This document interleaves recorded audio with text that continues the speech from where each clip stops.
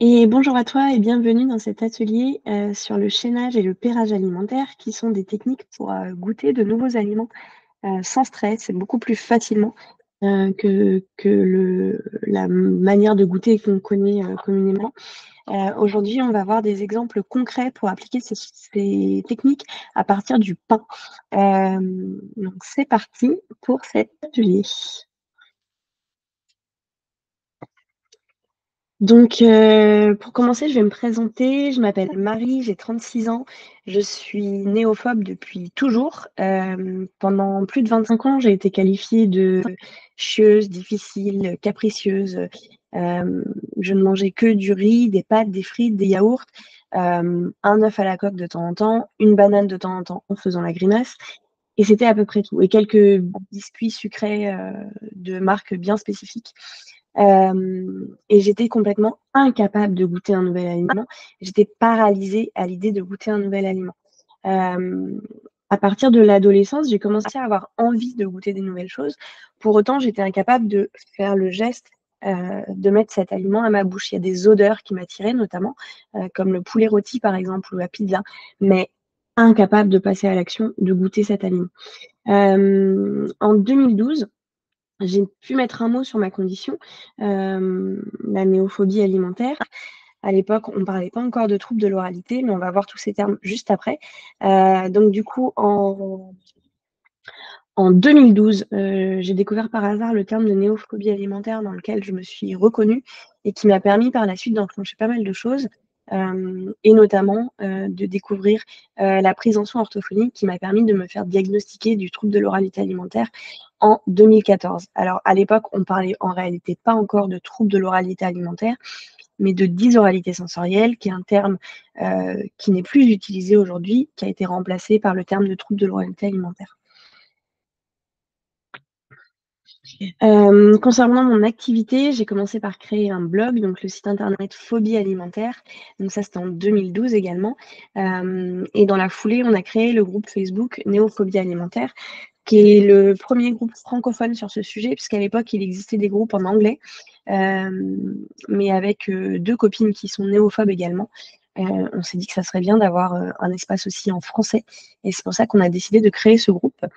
Et puis bien plus tard, en 2021, j'ai créé la page Instagram Phobie alimentaire également, par laquelle je pense tu es arrivé ici aujourd'hui, sur laquelle je partage aujourd'hui principalement donc sur Instagram, des connaissances sur le sujet, également mon expérience, comment moi j'en suis arrivée là où j'en suis aujourd'hui.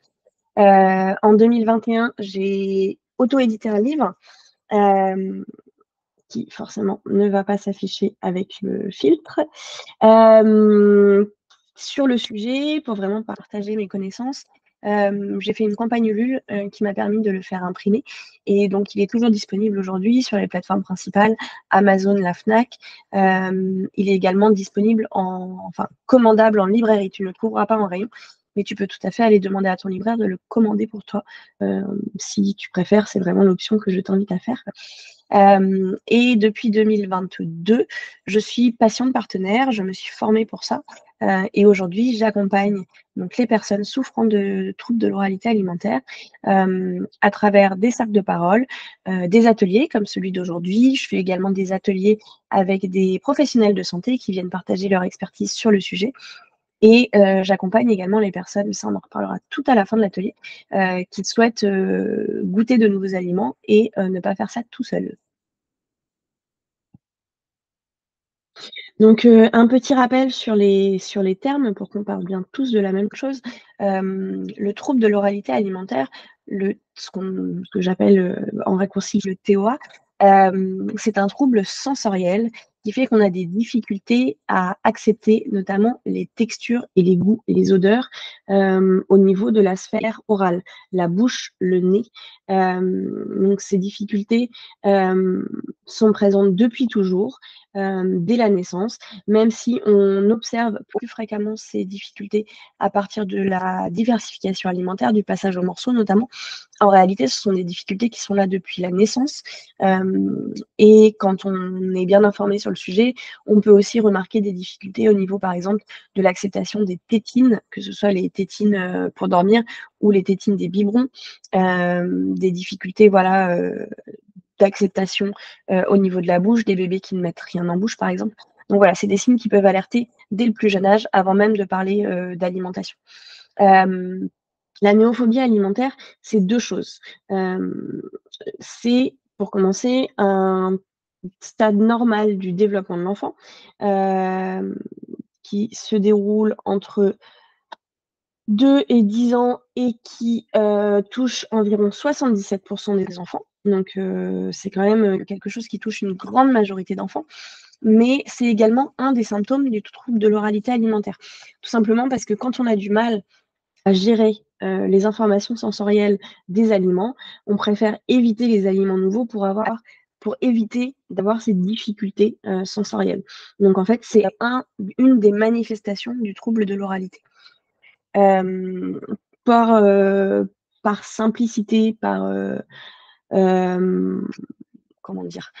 Pour que ce soit plus court tout simplement, j'ai tendance à utiliser le terme des néophobes, pour parler des personnes souffrant de troubles de l'oralité alimentaire, parce que personnes souffrant de troubles de l'oralité alimentaire. C'est un petit peu long, donc j'ai tendance à faire un raccourci et à utiliser plutôt néophobe, mais en réalité, le terme, qu'il faudrait utiliser vraiment, c'est le trouble de l'oralité alimentaire.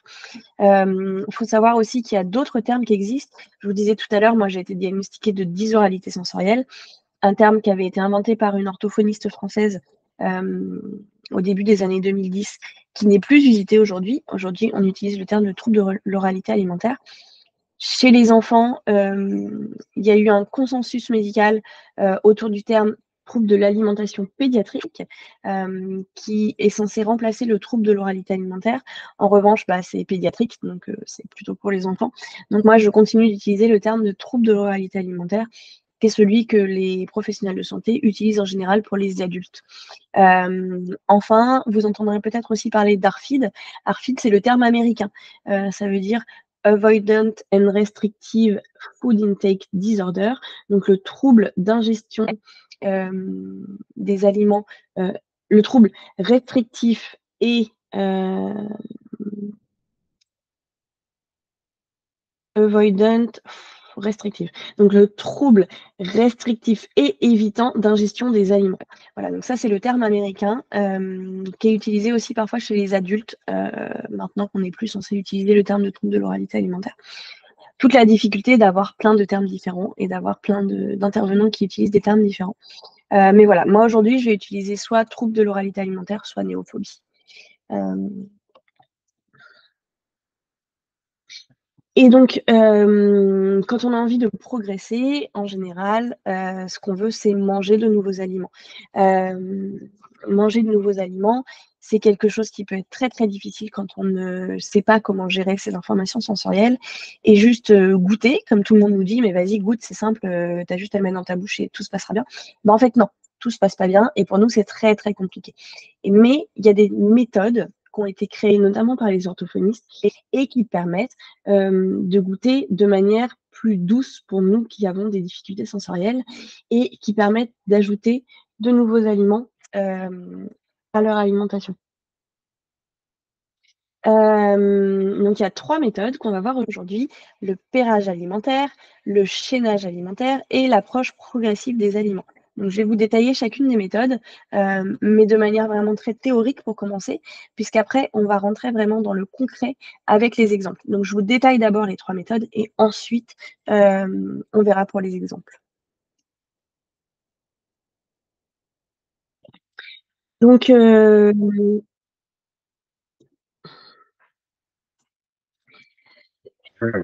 pardon, excusez-moi. Hem La première méthode, c'est le pairage alimentaire. Donc le pairage alimentaire, ce sont des aliments complémentaire à ce que tu manges déjà. Donc, le pairage, c'est un mot qui a été inventé par les Américains et qui, du coup, a été traduit en français. Aujourd'hui, c'est un mot qu'on n'utilise pas vraiment en France, mais je pense que vous voyez quand même l'idée. Le pairage, c'est l'idée de, un peu comme les pièces de puzzle, d'associer des aliments entre eux. Donc, l'idée, c'est de trouver une recette avec un aliment que tu manges déjà et dedans un aliment nouveau. Donc là, je t'ai mis le burger, on va en parler beaucoup aujourd'hui du burger. Le burger, c'est vraiment un des exemples les plus typiques de pairage où on peut commencer par exemple avec du pain qu'on mange déjà, dans lequel on va mettre un steak haché déjà pour commencer. On ne va pas commencer directement avec, comme sur l'image, plein d'aliments d'un coup. On va ajouter un aliment nouveau avec l'aliment qu'on mange déjà. Mais donc commencer par exemple à rajouter un steak ou alors un morceau de poulet pané, par exemple, si tu manges déjà des nuggets ou du poulet, pour venir petit à petit augmenter en difficulté, on va en reparler, jusqu'à arriver au burger complet. Donc ça, c'est le pairage alimentaire, c'est l'association. Ensuite, nous avons le chaînage. Le chaînage, ça va être de partir d'un aliment que tu manges déjà, par exemple des frites, pour aller vers un aliment nouveau, par exemple la carotte.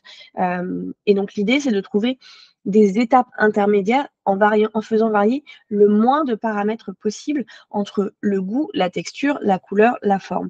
Donc par exemple, à partir des frites de pommes de terre, on va pouvoir aller vers des frites de patates douces, où du coup, on va garder la même texture, la même forme, on va avoir la couleur qui change et le goût qui change, puisqu'on va être sur quelque chose d'un petit peu plus sucré, mais on n'a pas non plus un goût très, très différent. À partir de ces frites de patates douces, on va pouvoir aller vers des frites de carottes. Et ensuite, à partir des frites de carottes, donc on garde la même couleur, la même texture, la même forme, mais un goût différent, et ben, on va pouvoir aller vers des carottes en rondelles, par exemple. Donc là, on va garder la même couleur, la même texture potentiellement, mais changer la forme. Voilà, etc., etc. Donc c'est vraiment y aller étape par étape. Encore une fois, on va voir plusieurs exemples juste après. Et enfin, la troisième technique, c'est la technique d'approche progressive des aliments. Donc ça, c'est une technique qui a été développée par une équipe française dont fait partie Véronique Leblanc, qui est, il me semble, psychologue, si je ne dis pas de bêtises, qui dit: «Ce que mes yeux, mes mains, mes oreilles et mon nez n'ont pas apprivoisé, ma bouche n'y touchera pas non plus». Donc l'idée, c'est vraiment d'y aller progressivement, de commencer par toucher l'aliment, puis le sentir, puis le lécher, puis le croquer avant de vouloir manger. En fait, c'est y aller vraiment étape par étape en augmentant petit à petit la difficulté. Donc là, je vous ai mis le détail de toutes les étapes. Donc l'idée, c'est de se dire, tant qu'une étape n'est pas complètement acquise, je ne vais pas passer à l'étape suivante. Donc commencer par accepter d'approcher l'aliment, d'être dans la même pièce que lui. Ensuite, de le côtoyer à la même table, être capable d'être à table avec d'autres personnes à table qui mangent cet aliment. Ensuite, on va le sentir. Donc de près, bien sûr, quand on est à table, certains aliments à l'odeur un peu forte, on va pouvoir les sentir. L'idée, c'est petit à petit d'aller le sentir de plus en plus près pour s'approcher de plus en plus de ce qu'on va ressentir quand on va le manger. Ensuite, le toucher avec les mains. Ensuite, le manipuler, le découper, l'éplucher, le cuisiner. Le faire cuire, par exemple, pour les aliments qui nécessitent de la cuisson. Ensuite, réussir à le côtoyer dans son assiette. Mais là, on est vraiment sur une étape où on n'a pas du tout pour objectif de le manger. Juste accepter qu'il soit dans son assiette et que peut-être il touche d'autres aliments qu'on va manger. Et ça, on sait très bien, les frites contaminées, je pense que ça fait quelque chose qu'on a tous connu. Un aliment nouveau qui touche un aliment qu'on mange, ça peut être très, très compliqué. Donc juste réussir à faire ça, avant même de se dire: «Je vais manger cet aliment nouveau», mais juste l'accepter dans mon assiette, c'est une étape qui peut parfois être un petit peu plus challengeante que les étapes précédentes. Et ensuite, là, on va rentrer dans les étapes de plus en plus difficiles. Donc, réussir à le toucher avec ses lèvres. Donc, prendre l'aliment avec ses doigts ou avec sa fourchette. Je vous rappelle, on a passé déjà l'étape, je réussis à le toucher avec les mains. Donc ça, c'est quelque chose qu'on réussit à faire. Et du coup, réussir à le faire toucher ses lèvres. Ça peut être aussi commencer, si vraiment les lèvres, c'est trop compliqué, mais qu'avec les mains, on y arrive, commencer par le visage. Réussir à toucher les joues, puis se rapprocher de plus en plus. C'est quelque chose qu'on fait beaucoup avec les enfants, où on dit, bah, l'aliment va te faire un bisou. Alors bien sûr, nous, on est adultes, l'aliment qui nous fait un bisou, on est un petit peu, c'est plus des choses auxquelles on est réceptif, mais n'empêche que les étapes sont quand même les mêmes et qu'on peut tout à fait, si c'est trop compliqué de toucher les lèvres, commencer à toucher les joues et se rapprocher petit à petit. Ensuite, donc toucher les lèvres et potentiellement juste toucher, on repose l'aliment, on prend la serviette, on s'essuie les lèvres. Ça, c'est l'étape qu'on a juste ici. L'étape d'après, ça va être de lécher. Donc entre les deux, on peut tout à fait avoir, je prends l'aliment, je touche mes lèvres avec et je vais aller lécher potentiellement le jus, par exemple, qui est resté sur mes lèvres. Donc ça, c'est une étape un peu intermédiaire que je n'ai pas fait apparaître ici. Et ensuite, ça va être de lécher l'aliment. Donc prendre l'aliment et le poser sur la langue ou faire glisser la langue dessus. Juste ça, pour voir déjà un petit peu, commencer à appréhender les informations sensorielles de l'aliment, avec sa bouche. Donc savoir s'il y a du jus, commencer à sentir un petit peu, la texture, commencer à voir un petit peu quel est le goût de cet aliment. Est-ce que le goût de cet aliment correspond à l'odeur et à l'idée que j'en avais? Donc voilà, commencer déjà un petit peu à appréhender toutes ces informations sensorielles. Après, on va vouloir planter les dents. Donc planter les dents, c'est pas croquer, c'est pas mâcher, c'est vraiment juste faire une trace avec ses dents dans l'aliment. Donc c'est pas tout à fait ce qu'il y a sur l'icône, mais vous vous doutez bien, j'ai pas trouvé d'icône avec juste les petites traces de lait. Du coup, donc là, c'est vraiment juste planter ses dents. Encore une fois, on va chercher juste à découvrir des nouvelles informations sensorielles. Quelle est la texture? Qu'est-ce qui va se passer quand je vais vouloir croquer, quand je vais vouloir mâcher? OK? Donc au début, on plante juste ses dents. Après, on peut essayer potentiellement de découper un morceau, donc croquer pour aller détacher un morceau de l'aliment du reste de la portion que vous avez, et puis recracher. C'est tout à fait, possible dans ces étapes-là, il faut se l'autoriser. C'est important pour vous, pour faire redescendre la pression, de s'autoriser à croquer et à recracher. Donc vraiment être juste dans l'étape de planter les dents, OK? Et ensuite, on va essayer de le mettre dans sa bouche. Donc le mettre dans sa bouche, encore une fois, juste fermer la bouche, ne pas croquer, ne pas mâcher dans la bouche, juste voir qu'est-ce qui se passe quand l'aliment est posé sur ma langue. OK, je ferme la bouche, j'attends 1 seconde, 2 secondes, je recrache. Je ferme la bouche, j'attends 3, 4, 5 secondes, je recrache. Tout se passe bien, je peux passer à l'étape d'après. Pardon. Ensuite, le mâcher. Encore une fois, donc juste découvrir ce qui se passe quand je le mâche. Est-ce que, comment l'aliment se transforme? Comment moi je me sens? Est-ce que ma gorge se ferme? Est-ce que c'est OK? Comment ça se passe? Et s'autoriser, encore une fois, à le recracher si nécessaire. Toujours avoir ce qu'il faut apporter, et le faire dans des conditions où on peut se l'autoriser aussi. Ça va sûrement être plus facile quand on est seul à la maison ou avec une personne de confiance que quand on est invité chez des gens ou qu'on est au restaurant, par exemple. Donc vraiment, prévoir de faire ça dans des conditions où vous pouvez vous autoriser à recracher si nécessaire. Toujours avoir soit la poubelle à proximité, soit une petite assiette, une petite serviette, quelque chose où vous pouvez vous permettre de le ressortir de la bouche s'il y a besoin. Donc le mâcher sans avoir besoin de l'avaler si nécessaire et ensuite réussir à l'avaler et là, on est arrivé au bout du chemin, on est arrivé tout en haut de l'escalier. Voilà, c'est vraiment l'étape, ultime, pour réussir à goûter un aliment. Mais comme vous voyez, on est déjà sur plus d'une dizaine d'étapes avant et il faut réussir, c'est important de réussir à accepter et vraiment, maîtriser chacune de ces étapes avant de passer à la suivante. Ce qui est important aussi, c'est les proportions. Heu, on va avoir tendance à dire, «Bah, tiens, goûte un aliment, je te sers une assiette et puis, mange ce que tu veux». Mais en fait, le fait d'avoir une assiette où il y a, 1/4, la moitié, voire une assiette entière d'un aliment nouveau, ça va être extrêmement anxiogène pour nous. Du coup, plutôt que de faire ça, la recommandation, c'est de commencer très, très, très petit. On va commencer au début avec un aliment qu'on mange déjà, qu'on apprécie, qui ne nous provoque pas de stress à être présent dans notre assiette et on va mettre une toute, toute, toute petite portion, de l'aliment nouveau, tellement petite, voilà, que je n'arrive pas à la sélectionner.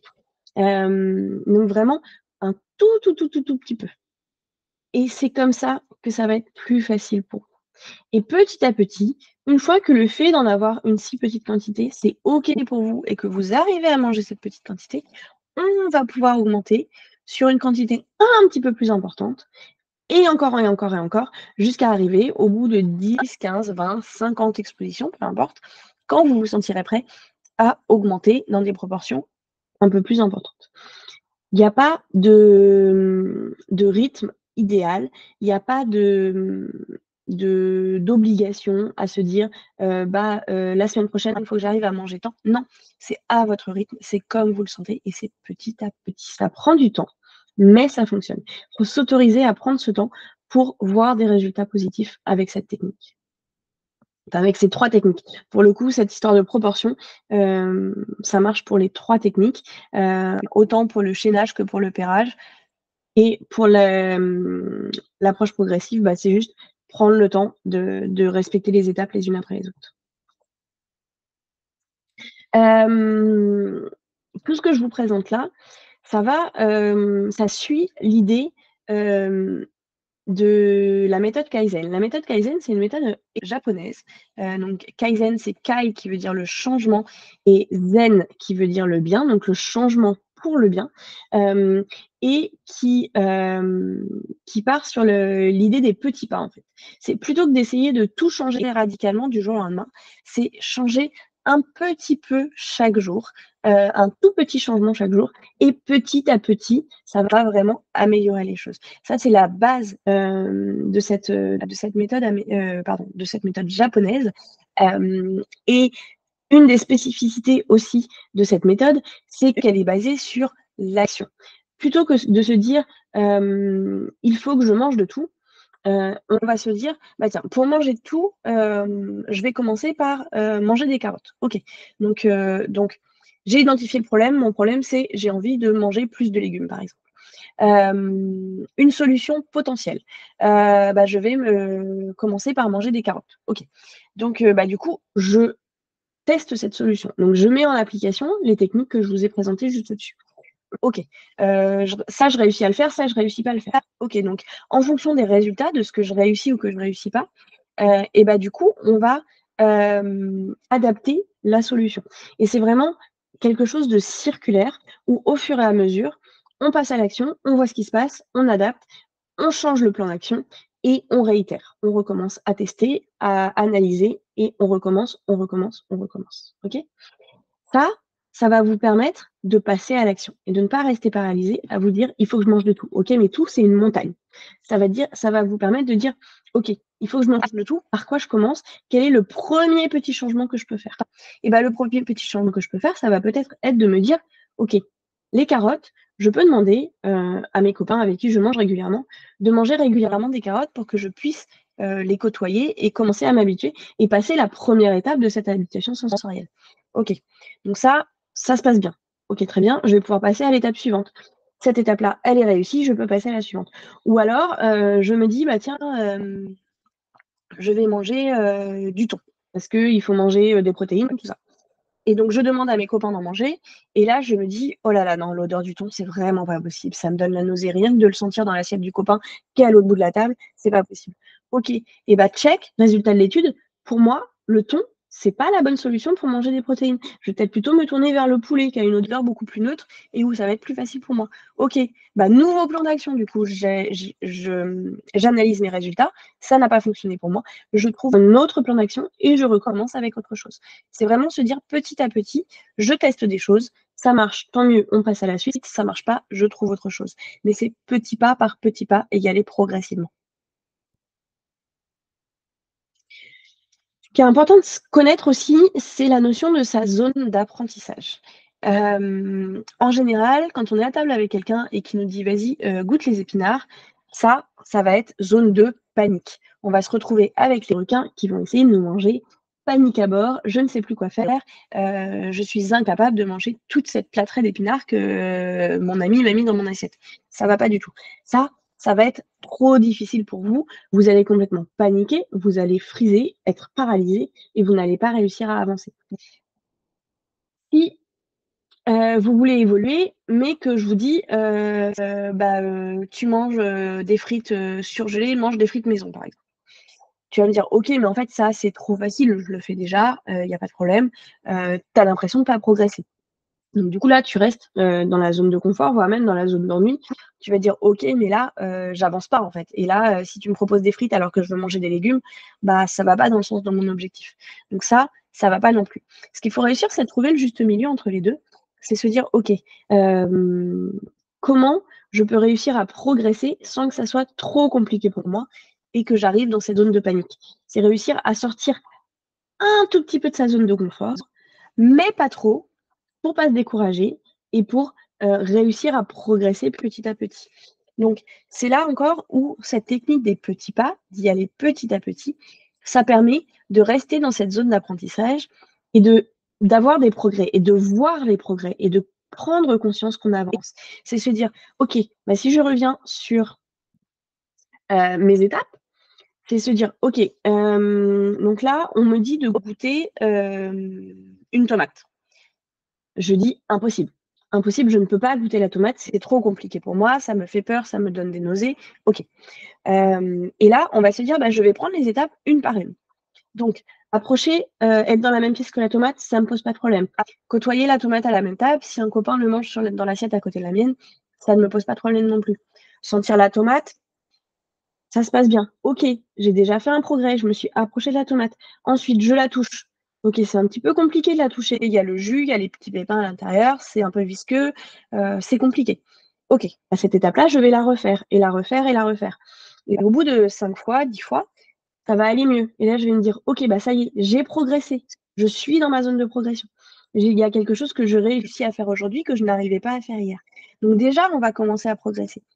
Et à partir de là, on va passer les étapes les unes après les autres et au bout d'un moment, on va réussir à mettre la tomate dans la bouche. Et là, on va se dire: «Ah ouais, quand même là, j'ai passé une étape. OK, bah, je continue. J'ai réussi quelque chose. Je suis capable de réussir. Je suis capable d'avancer». Et c'est là qu'on se retrouve dans la zone de progression, donc je reviens sur la slide, dans la zone dans la zone d'apprentissage et que du coup, on va pouvoir petit à petit évoluer. Et ce qui nous faisait peur il y a 10 jours, 1 mois, 2 mois, aujourd'hui on y arrive. Et du coup, c'est quelque chose de plus difficile qui nous fait peur, mais on a progressé. Et c'est ça qui est hyper encourageant, c'est de voir qu'on progresse et de conscientiser ces progrès. Mais forcément, si les étapes, c'est manger des tomates, manger des poivrons, manger des carottes, manger des épinards, et bah, tant qu'on n'arrive pas au premier, on a l'impression qu'on ne progresse pas. Mais si on découpe en beaucoup plus petites étapes et que du coup, les étapes, c'est, sentir, toucher, croquer et ensuite réussir à manger. Et ben, il y a des étapes qu'on va réussir à faire et on va sentir qu'on progresse. Et c'est là tout l'intérêt des petits pas, c'est de réussir petit à petit à progresser. Et quelque chose qui paraissait impossible devient possible parce qu'on est à l'étape de juste avant et que du coup, on a déjà capitalisé sur plein de choses que maintenant on sait faire. Alors, on va du coup rentrer dans le vif du sujet et commencer les exemples, à partir du pain. Donc aujourd'hui, on parle du pain. Je vous ai déjà fait 2 ateliers, avec des exemples à partir des pâtes, le premier et le deuxième à partir des pommes de terre. Donc je vous invite à aller sur mon site pour consulter l'e-replay si ça vous intéresse et que vous voulez d'autres idées de chaînage et de pairage. Et donc aujourd'hui, on va parler du pain. Donc là, ce que je vous présente, c'est mes pains préférés à moi. Mon pain préféré par-dessus tout, c'est la viennoise. La petite baguette viennoise au petit déjeuner, c'est quelque chose que j'adore et c'est quelque chose qui est assez, multifonction parce qu'on peut le manger aussi bien sucré que salé. On peut aussi en faire des sandwichs. J'aime aussi beaucoup les viennoiseries, particulièrement les croissants, et la brioche pour tout ce qui est sucré. Pour tout ce qui est plutôt salé, j'aime bien le pain de mie. Alors, quand j'étais petite, c'était plutôt pain de mie sans croûte. D'ailleurs, maintenant, on trouve même du pain de mie sans croûte directement au supermarché. Comme quoi, il y a pas que les néophobes qui ont des difficultés avec ce genre de choses. Hem, un truc que j'adore, c'est le pain au fromage, les petites grignettes qu'on trouve dans les boulangeries avec du fromage gratiné dessus. Ça, c'est quelque chose que j'aime depuis très longtemps et qui m'a permis, de passer les étapes vers le fromage notamment. Et enfin, quelque chose que je mange depuis toute petite, c'est la pâte à pizza. Alors quand j'étais petite, je piquais, les trottoirs de pizza de mes parents, tant qu'il y avait pas de garniture dessus. Et même, une petite tradition familiale, ma maman, quand elle faisait la pâte à pizza maison, elle, gardait un petit peu de pâte pour en faire un petit morceau de pain, avec la recette de la pâte à pizza, donc c'est pas le même goût que le pain. Mais du coup, moi, ça me permettait de me faire mes tranches de pain nature, sans aucune garniture dessus, de pain pâte à pizza finalement, de pain à pizza. Et puis bien sûr, la baguette classique. Quand j'étais petite, c'était vraiment la baguette moulée. Aujourd'hui, maintenant, j'arrive à manger des traditions, j'arrive à manger des choses plus croustillantes que je n'arrivais pas forcément à manger quand j'étais plus jeune. Ce n'est pas du tout la bonne slide. Excusez-moi, petit cafouillage, j'avais une page en trop. Donc du coup, à partir du pain, on va commencer par des exemples de chaînage. Donc je vous disais, le chaînage, pour rappel, c'est quand on part d'un aliment qu'on accepte aujourd'hui pour aller vers un aliment nouveau qui ressemble à l'aliment qu'on accepte. Du coup, donc pour les chaînages à partir du pain. Pour commencer, il y a toutes les différentes formes de pain.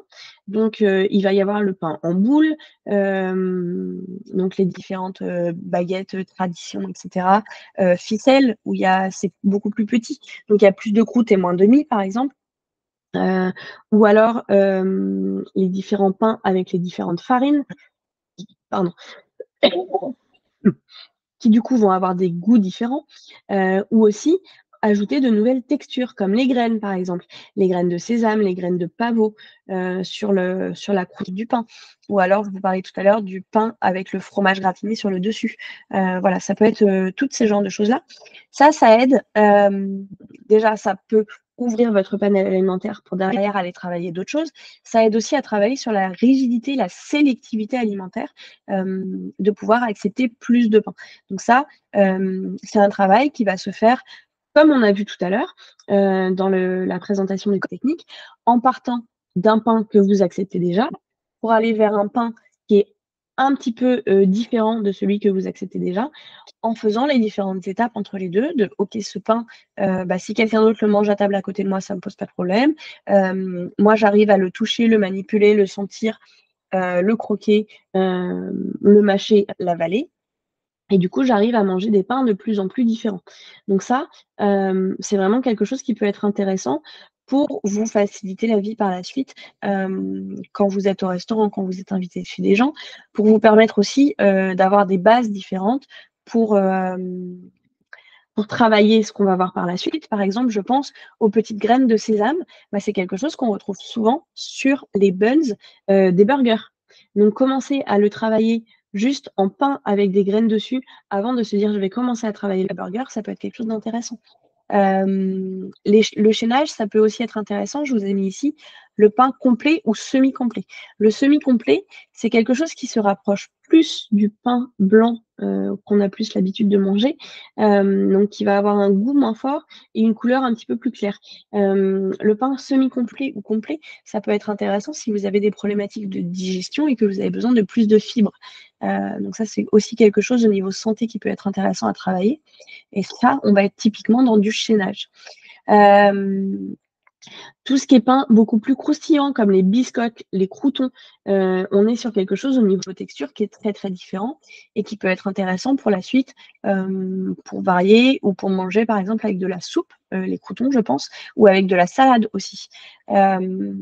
On peut aussi partir vers des choses un peu feuilletées, comme des gâteaux apéro, par exemple, des petites flûtes feuilletées, et puis derrière, passer sur des tartes, par exemple. Je ne l'ai pas mis dans les slides, mais partir sur des tartes.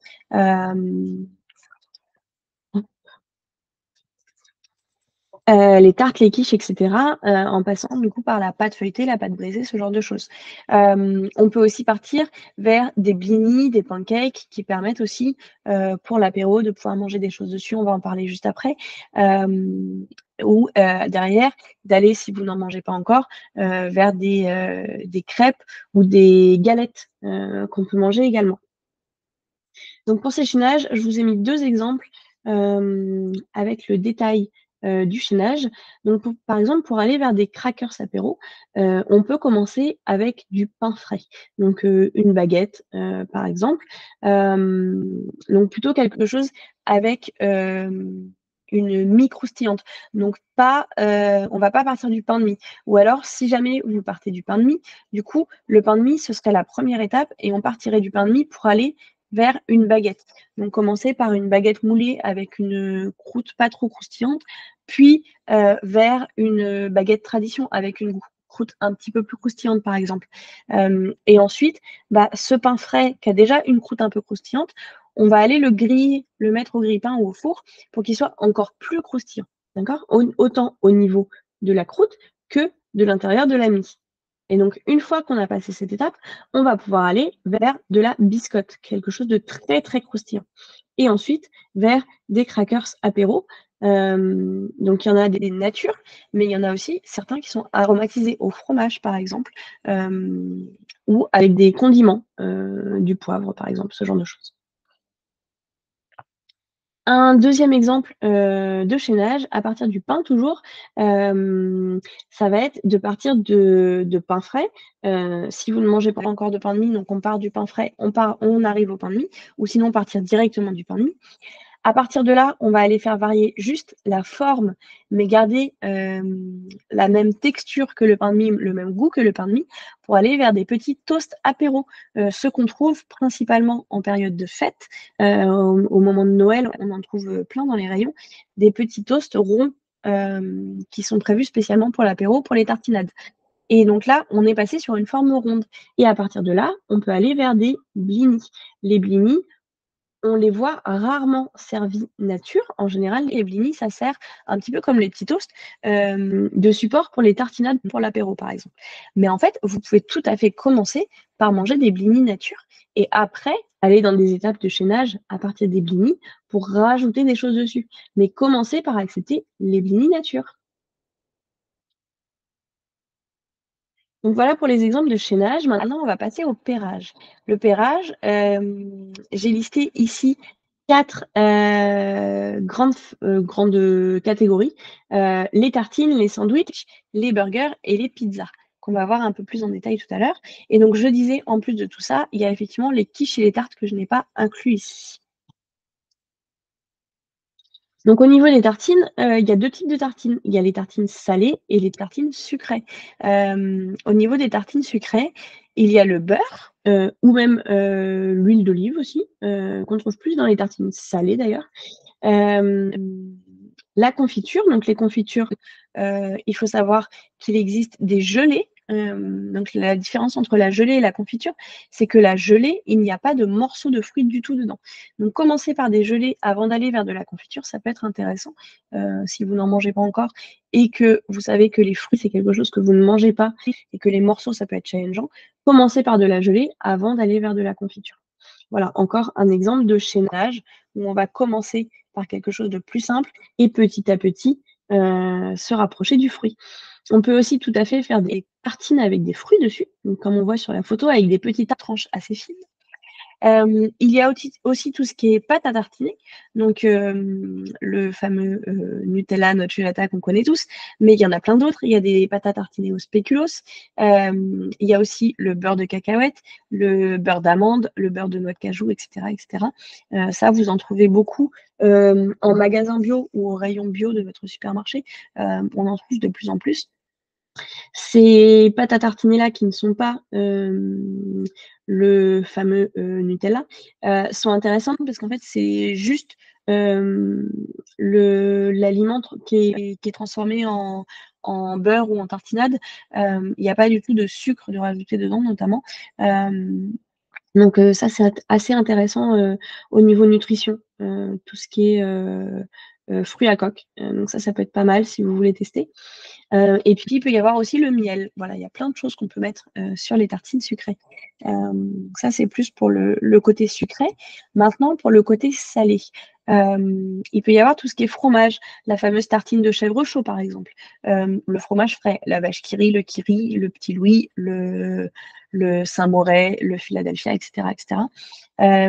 Ensuite, il y a les fromages à pâte dure, comme les mentales, le comté, et les fromages à pâte molle, qui sont en général ceux qui vont avoir plus d'odeur, et qui du coup vont aussi avoir plus de goût, comme le camembert, etc., etc. Il y a tout ce qui est tartinade, le guacamole, la tapenade, le houmous, le tzatziki, etc., etc., qu'on peut tout à fait faire en tartine. Alors souvent, on voit ça plutôt, si je reviens en arrière, sur des petits toasts comme ça ou sur des petits blinis que sur des grandes tartines, mais c'est tout à fait faisable, peu importe le support sur lequel on le met. Hop là. Oh là, excusez-moi, je suis allée trop vite. Il y a aussi des tartines avec des légumes. Il y a notamment l'avocado toast, qui est, je pense, la tartine la plus connue, on va dire, la plus répandue, sur laquelle on peut aussi mettre des tomates, de la salade, etc. Et sur laquelle on peut également venir rajouter des œufs brouillés ou des morceaux de dur ou des œufs mollets ou alors du jambon, de la chiffonnette de jambon cru par exemple, ce genre de choses. Les tartines, ça peut être aussi les bruschetta italiennes sur laquelle on met du fromage fondu, de la sauce tomate et puis quelques légumes par exemple. Donc voilà, ça c'est les tartines salées, il y a pas mal de possibilités. Les tartines, si vous commencez à la maison et que vous les faites vous-même, vous commencez par la quantité que vous voulez. On ne va pas commencer directement avec ça.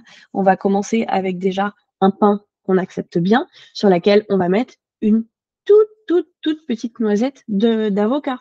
Et on va pouvoir manger plein de pain nature entre chaque bouchée avec l'avocat pour commencer. Et puis petit à petit, on va mettre un peu plus d'avocat. Et puis si on ne mange pas encore d'œufs, un jour, on va venir ajouter un petit morceau d'œuf dessus.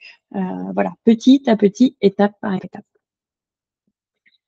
Pour y aller petit à petit, ce qui peut être intéressant, c'est les dips. Les dips, ça peut être plus facile à appréhender que les tartines parce que, en général, le pain est présenté nature et c'est nous qui allons venir tremper dans la tartinade, la sauce.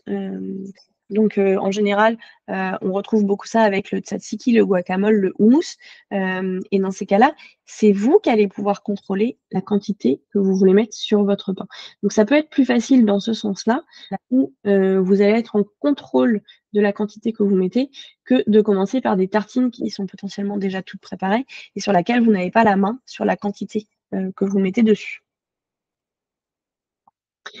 Quand on parle de dips, on peut étendre aussi aux mouillettes. Alors les mouillettes, on connaît ça surtout avec les œufs à la coque, où on va venir tremper un morceau de pain de mie ou un morceau de baguette dans le jaune d'œuf. Mais les mouillettes, ça peut aussi être quelque chose où on trempe dans le chocolat chaud ou dans la boisson chaude du matin, le thé, le café, où on vient tremper une tartine sucrée par exemple. Ça peut être aussi avec la soupe. Si vous vous dites, j'aimerais bien manger des légumes, aujourd'hui, j'y arrive pas. Peut-être qu'en liquide, ça marcherait mieux qu'en solide. Et la soupe, c'est une excellente alternative pour ça. Si vous la faites maison, c'est forcément d'autant mieux. Mais si vous ne mangez pas encore de soupe, ce qui peut être bien pour commencer, c'est de se dire, OK, il y a quelqu'un qui mange de la soupe à côté de moi, mon copain, ma copine, un pote, peu importe, ou même mes parents. Moi, ce que je vais faire, c'est que je vais prendre mon morceau de pain, je vais juste aller le tremper un tout petit peu dans la soupe du voisin. Au début, ça va être juste quelques millimètres et je vais manger mon pain. Et déjà, je vais avoir un petit peu le goût. Et petit à petit, je vais tremper de plus en plus mon pain dans la soupe et avoir de plus en plus de soupe. Et commencer comme ça pour manger de la soupe, plutôt que de commencer par un bol de soupe entier que vous avez devant vous, qui va vous mettre une pression énorme parce qu'il y a beaucoup de quantité. Là, vous vous dites, OK, la soupe, c'est pas moi qui la mange, moi je pique juste quelques gouttes en trempant mon pain dedans. Ça peut être aussi pour les sauces. Saucer une assiette d'un plat en sauce avec un petit morceau de pain, ça peut être un excellent moyen de commencer à manger une sauce. Encore une fois, le plus simple, c'est de piquer dans l'assiette du voisin plutôt que de vous avoir un plat entier de sauce comme on voit sur la photo, qui serait bien sûr beaucoup trop en termes de quantité et du coup en termes de pression pour vous pour commencer. Ensuite, il y a les sandwichs. Alors, il y a bien sûr le classique jambon-beurre. Après, on peut imaginer n'importe quoi dans son sandwich. Même juste pour commencer, du beurre ou juste pour commencer, du jambon. Il faut savoir, les Américains, ils font bien des sandwichs, beurre de cacahuète, confiture. Donc, partant de là, on peut se dire qu'on peut mettre absolument tout ce qu'on veut dans son sandwich. Vous pouvez aussi varier les pains. Si c'est plus facile pour vous avec du pain de mie qu'avec du pain baguette, ou à l'inverse, avec de la baguette plutôt qu'avec du pain de mie, commencez par ce qui est plus facile pour vous. Attendez de l'avoir bien intégré avec le pain qui est le plus facile pour vous avant d'aller varier. Par exemple, moi, c'est plus facile avec le pain baguette parce que du coup, je sens moins la texture du jambon à l'intérieur. Avec la texture de la croûte et tout, il y a plus de choses qui masque un petit peu, on va dire, le jambon. Là où avec du pain de mie, pour moi, c'est beaucoup plus difficile parce que du coup, je sens beaucoup plus, la texture du jambon, la texture du des petites tranches de fromage que je mets à l'intérieur. Donc voilà, donc essayez de varier les pains, voyez pour vous comment c'est le plus facile. Encore une fois, au niveau des quantités, on ne commence pas directement, si on n'a jamais mangé de sandwich de sa vie, avec quelque chose comme on a sur la photo, avec plein de choses à l'intérieur ou comme on a ici. On commence par quelque chose de très simple et avec des tout petits morceaux. Au début, sur une tranche entière de pain de mie, on va mettre un morceau comme ça de, jambon et on va commencer par ça et on va se dire: «OK, donc je prends une grosse bouchée de jambon de pain de mon sandwich avec un tout petit morceau de jambon à l'intérieur. Ça se passe bien, OK, je vais pouvoir augmenter un petit peu la quantité de jambon. Une fois que ça se passe bien avec le jambon, je vais pouvoir me dire: «Bah, tiens, est-ce que je rajouterais pas une petite tranche de fromage?» par exemple. Encore une fois, au début, on va parsemer de petits morceaux, tout petits, et petit à petit.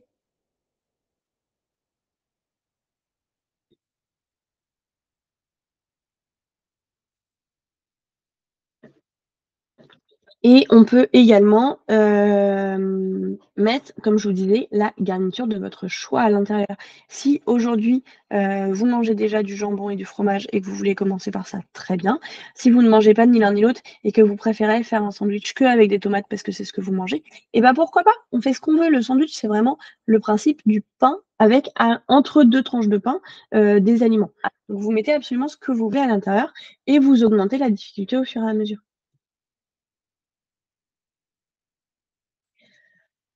Ensuite, il y a les burgers.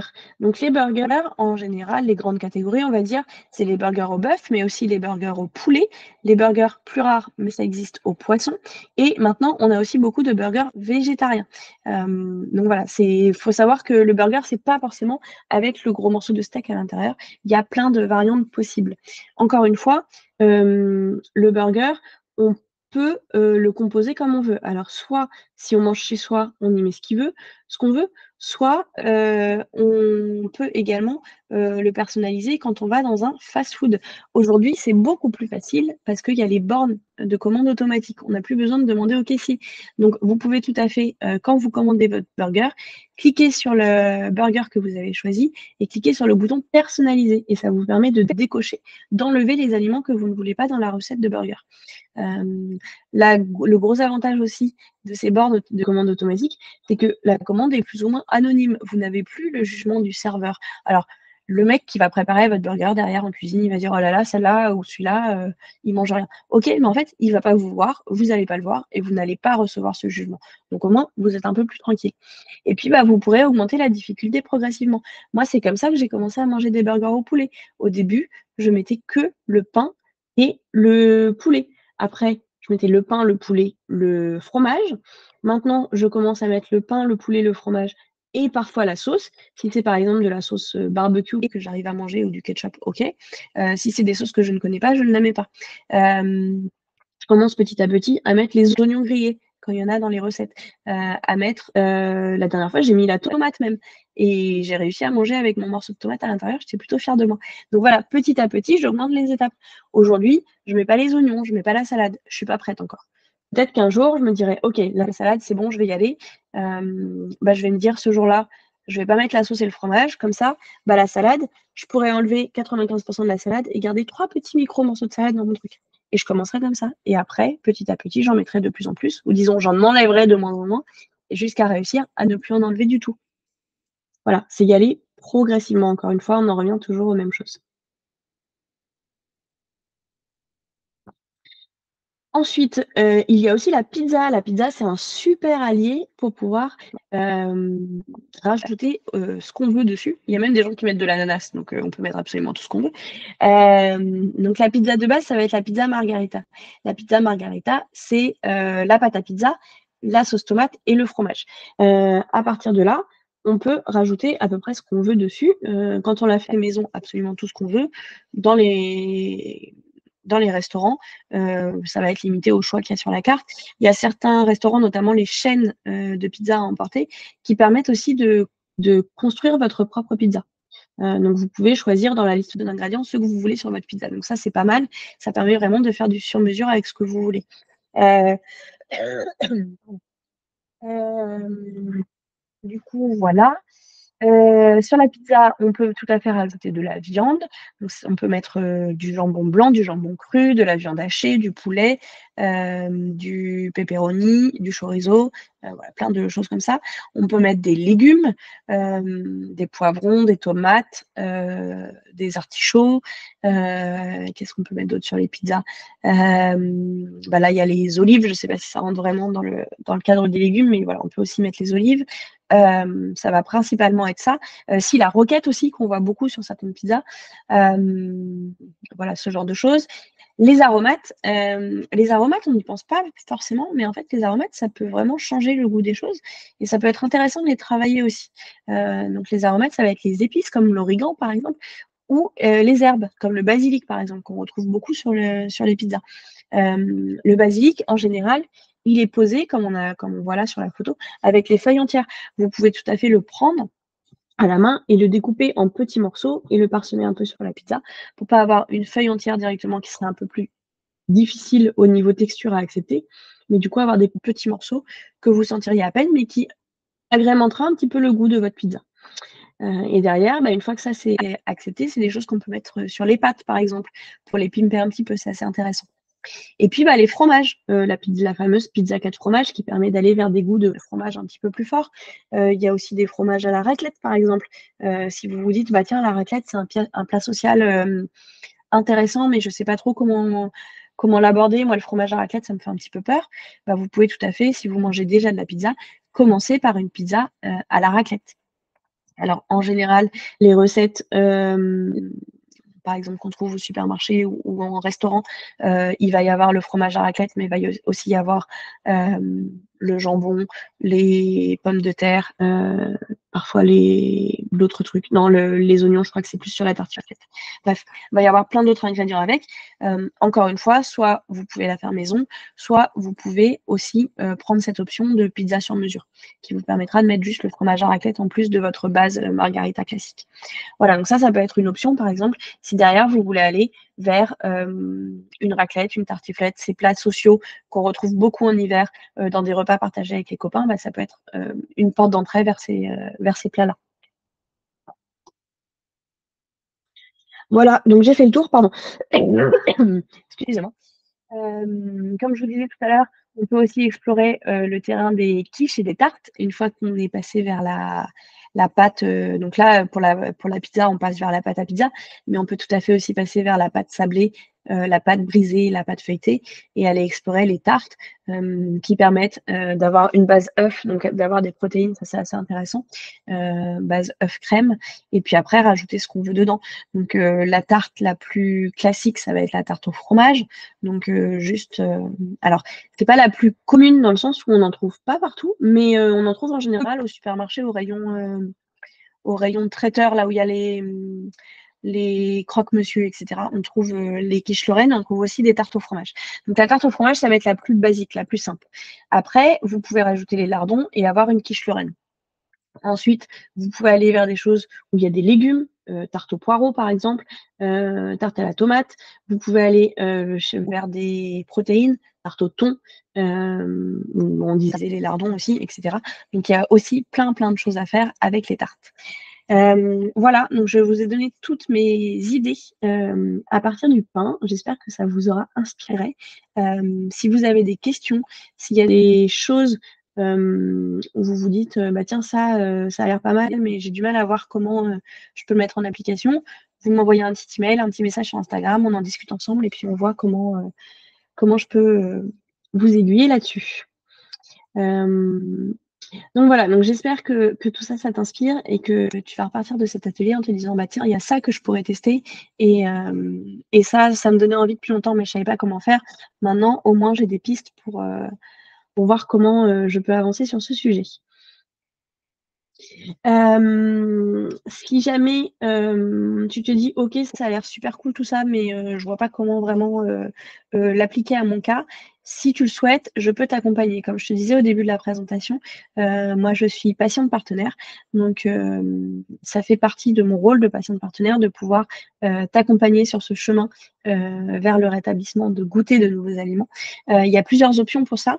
Soit tu souhaites un accompagnement complet, où on va travailler ensemble pendant plusieurs mois et où vraiment, non seulement je vais t'aider sur l'identification des pairages et des chaînages que tu peux travailler et aussi te suivre derrière pour, te donner la petite motivation, le petit coup de pied aux fesses quand il y a besoin, et avancer régulièrement là-dessus. Soit tu veux juste, que je t'aide à définir, quels aliments tu pourrais travailler et quels seraient, les chemins à mettre en place pour y arriver. Donc, quelles techniques de pairage ou de chaînage, tu peux appliquer pour arriver vers ces nouveaux aliments que tu souhaites, travailler. Auquel cas, du coup, c'est un accompagnement un peu plus ponctuel, en mode, mise en place enfin, réflexion sur les techniques à utiliser. Voilà, donc c'est 2 options. Si tu souhaites qu'on s'en parle, pareil, tu me contactes, on s'organise un petit appel et puis on se parle de tout ça pour voir, comment on peut travailler ensemble. Voilà. Et ben, je te remercie pour ton attention et encore une fois, si tu as des questions, tu n'hésites pas, tu me contactes soit par mail, soit par Instagram. Voilà, merci beaucoup et à très bientôt.